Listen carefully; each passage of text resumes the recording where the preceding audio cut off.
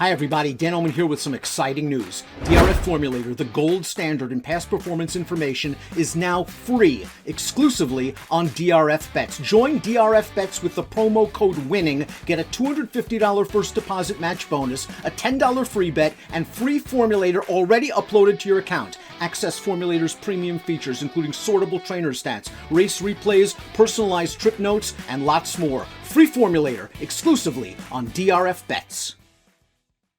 Hi, everybody. Dan Illman, Mike Beer, the DRF race of the day for Sunday, March the 27th, race number 11 at Sunland Park. Kentucky Derby qualifying points on the line. It's the Grade 3 $500,000 Sunland Park Derby. We're going a mile and an eighth. Let's take a look at this field. You can download free Formulator past performances for this race on the Race of the Day event page at DRF.com. Access them, handicap along with us. Our coverage is presented by Gainesway, home of the legendary stallion Tappet, who has sired 1, 2, 3, 4 Belmont Stakes winners and is the broodmare sire of the number 1, the stakes-placed Costa Terra. Slow down, Andy, Mike. A little bit of class relief in this spot. Yeah, a little bit of class relief. Actually, probably a lot of class relief based on who he faced in his last couple of starts, Dan, and just sort of a new face shipping into this race, to take on a bunch of horses that just ran in the Mind That Bird Derby. And the winner of the Mind That Bird Derby, the 8 Straight Up G, has got a lot of speed. And Timeform US thinks that Straight Up G is going straight to the lead, and that's what worked for him in that Mind That Bird Derby. And listen, he's a neck away from bringing a 4-race win streak into this spot. I'm a little worried about the mile and an eighth. Yeah, I think I would be too, especially based on that most recent start where he was able to clear. He got pretty desperate in the late stages of that races, but he managed to hold on. Now, although the number 1 Costa Terra's 2 best races have come sprinting, I think the source will get the mile and an eighth just fine. He was in tough in the Breeders' Futurity in his final start at 2. He was in tough in the Southwest. His most recent start, they dropped him into an optional claimer, and he just didn't show a lot of firepower in that race, Mike. I guess he's hoping for some pace up front. Yeah, I mean, I guess he is. I mean, he is a new face to this group, and I think that's a positive. It does feel like he probably fits pretty well in this field. I found it hard to get, too excited about any of his last 3 races, Dan. I don't think he's run particularly well in any of them, but maybe this is just a better spot. His stablemate in the Steve Asmussen barns, the 2 Classic Moment. And I wonder if Classic Moment wants to go a little shorter. I really liked his sprint win at Churchill Downs, and you could make maybe an excuse in the Springboard Mile. It was kind of a weird trip, going 2 turns forward, then taken back. Tried to make 2 runs into that race. The Southwest might have been too tough. Last time out in the Mind That Bird Derby, I thought he had a shot at it, and maybe it was a little flat. Yeah, I didn't necessarily like his performance in the Mind That Bird Derby last time. I mean, it's not a race, Dan, to be fair to him anyway. It's not a race where I necessarily want any of the 5 horses who are back in here. But it's hard to make a real excuse for a Classic Moment. He got a good enough trip within range of Straight Up G on the lead. Wasn't making up any ground in the stretch. And then he got outfinished for second when Straight Up G started stopping late. He finished ahead of Fowler Blue, the number 3. That horse was 4th in the Mind That Bird Derby, another California bred, but his only victory came sprinting in a state-bred maiden claimer. He has a lot to prove from a class perspective.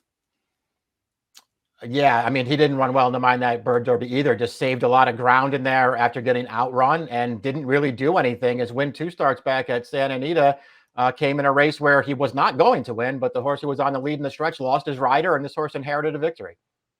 Slow down, Andy. Blinkers on for trainer Doug O'Neill. This horse took down a big scalp in Messier 2 starts back in the Grade 2 Los Alamitos Futurity. He was very game to win that race. They tested him in the Risen Star. First start as a 3-year-old, and it was a race where he broke from the far outside post. He sat a mid-pack wide trip, and the pace didn't come back. It didn't. He took a sort of a mild run at it there, Dan, around the second turn on the outside. He couldn't reach contention, and he got very tired late in the race. Maybe he needed it. I'm still not totally convinced he's a horse who wants longer distances, but, I guess we'll see. He does have, a pretty significant Grade 2 win around 2 turns over Messier 2 starts back. And I got to say, this is a great spot for him, and I'm not surprised to see blinkers going on. When you watch that Los Al Futurity, he was just gawking at the stands all through the stretch. He did the same thing when he broke his maiden first time out. I think he needs those blinkers on, and this is a great spot. Bye bye Bobby, expensive son of Quality Road, won his career debut in a stake at Zia Park sprinting. Stakes placed in his last two at Sunland. He likes the surface. In the Mind That Bird Derby, he was getting close to Straight Up G. I wonder if, though, that was a case of Straight Up G crying out for the wire.